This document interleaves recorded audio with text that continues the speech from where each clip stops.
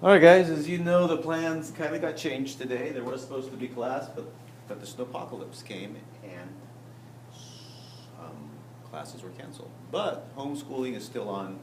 And so this video is to show you how to solve division and multiplication algebraic equations. And again, I'm just going to repeat the steps. The first thing is you want to solve for the equation. So if you have, let's just go back in time to a subtraction problem. A minus 3.6 equals negative 1/2. See, I can't do that in my head. And because of that, we go through this process of balancing or solving an algebraic equation. We want to solve for A, which means in the end, we want A to equal something. Let's just pretend the answer is 0.57, okay? I don't know, haven't done it. But do you see how here we don't know what A is? All we know is that we have to subtract 3 6/10 before we'll get negative 1/2. Once you solve for the variable, that's what this means. It means that on one side of the equation, you have just a variable, and on the other side, you have a number. And therefore, or an answer, and therefore you know what, I should say answer would be better. You know what it equals, right? Here you don't, here you do. Here, you can't do that in your head. In fact, eventually you'll be looking at problems like this, and then let's square that and put that over 11 to the negative 1/2 power. Eventually, it's going to look like that. And you can't do that in your head, so this is why we're training ourselves into these steps. So those, please don't resist. Don't resist. All right. Enough on that. How do we solve algebraic and multiplication equations? All right, well, let's take a look at this first one. Here we have A over 2 equals 18. Now, sure, you can do that in your head, but what we want to do is we want to solve it algebraically. So let me adjust my camera. We know A is being divided into 2 equal parts. Well, we want to solve for A, so what is the inverse operation of division? It's multiplication. So we're going to multiply this side, and this is how you would write it, right? Because this means multiplication. We're going to multiply by 2, and I'm flying off the screen, so let me back up more. You see what I just did? I'm multiplying by 2. And here, so whatever, that's the inverse, and the property of equality says I must multiply this side by 2. Don't do something like this, right? Because that looks too much like a variable. And now look what happens. Since this is a fraction, I'm going to write this as a fraction.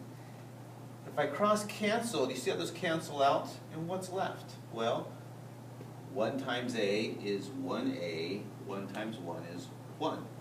And that equals 2 times 18 is 36. Well, let's just do the math. What's 1 times A? A divided by 1 is A. And you end up with A equals 36. So what we have here is we had A. We did the inverse operation. Since we're dividing, we multiplied by 2. And then we used the property of equality, which means multiply both sides by 2, so that our equation stays balanced, just like with adding and subtracting. And then we worked it out, and here we have it. Now we're not done. We're saying that A equals 36. All right, so let's take our original equation. A divided by 2 equals 18. What is the value of A? It is, we're claiming it's 36. So then 36 divided by 2 equals 18. 36 divided by 2 is 18. Class, does 18 equal 18? Yeah, it does. So you're using the same strategies, the same skills, the same properties to solve for division. All right, well, let's look at multiplication. Multiplication might look like this. 3n equals, how about 1.2? All right, we'll spice it up a little bit. All right, we're solving for the variable. Well, here it is, right? We need it just to be n. Right now it's 3n's. So what is the inverse of multiplying by 3. It's dividing by 3. And this is how you want to express it. Do not use a division sign. That was elementary school. We're now heading towards algebra. And what we do to one side, class, we do to the other side. That's what the division property of equality says. All right. Well, look at this. Look at this. Isn't that the same as 1? What's 3 divided by 3? 1. Or 1 in. And what's 1.2 divided by 3? 0.4. All right. Well, we'll just multiply. What's 1 times n? N equals 0.4. See that? We did the inverse operation, and guess what? It doesn't go to 0, it went to 1. But 1 times n is n, so we got the variable by itself. Well, let's check it. So our original equation is 3n equals 1.2. We're saying that n is 0.4. So let's rewrite it as 3 times 0.4 equals 1.2. Well, what's that? 1.2. Does 1.2 equal 1.2? Absolutely. Oh, I thought my battery died. Sorry, guys. No, I'm good. I got 5%. Okay. Come on. Don't die on me, battery. So let's just go straight to page 450. And I'm doing that because a lot of this is review from last year. These are all one-step equations. For fifth graders, we're going to get into multi-step equations. All right. 450. Number 1. 6c equals 18. All right, well, what's the inverse of multiplying by 6? Divide by 6. And what you do to one side, yeah, you do to the other side. So I like to separate it so I can see both sides. 6 divided by 6 is 1, so we have 1c. 18 divided by 6 is 3. We're not done yet because the variable is not by itself. What's 1 times c? C. C equals 3. Let's check it. 6c equals 18. What's the value of c? We're saying it's 3. So 6 times 3 is 18. Yeah, 18 does equal 18. Nice. All right. I'm going to work through these problems.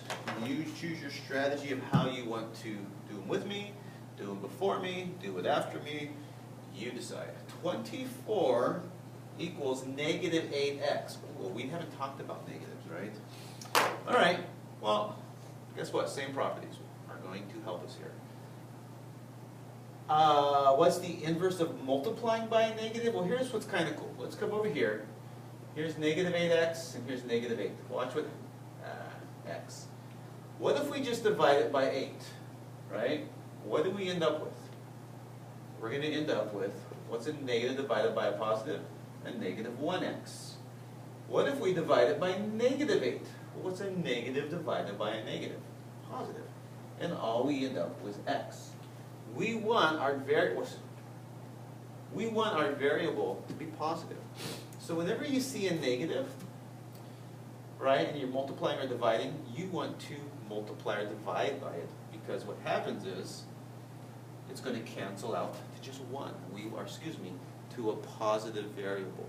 A positive variable. So divide this side by negative 8. So what's a negative divided by negative? Positive. Positive 1x. 24 divided by negative 8 is negative 3. Well, this isn't by itself yet. So what's 1 times x? X equals negative 3. Okay, let me check my time. Please don't run out time. Or battery power. Well, let's check it. All right, so 24, and yes, boys, you need to check it. We're claiming that x is what? Negative 3? 24 equals negative 8 times negative 3. What's a negative times a negative? A positive? Class, is 24 equal 24? Yes, your answer was right.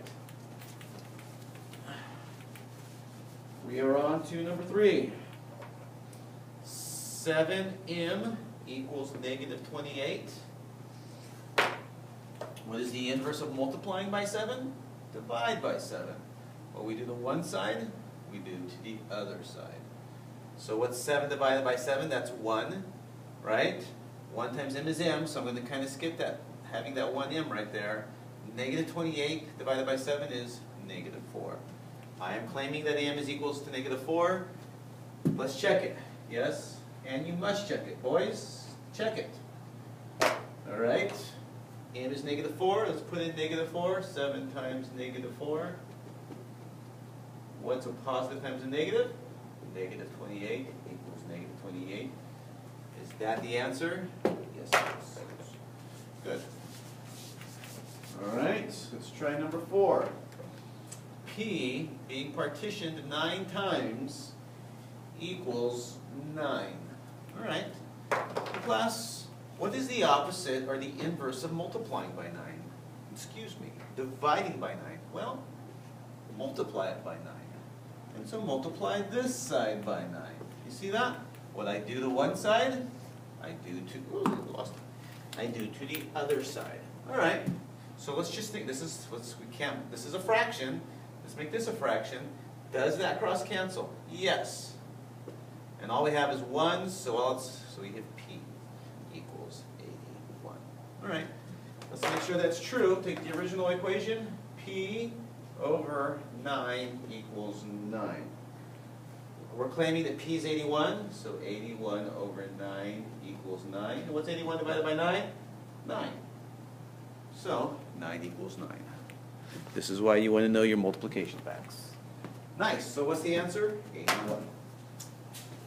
Next one. A divided by 12.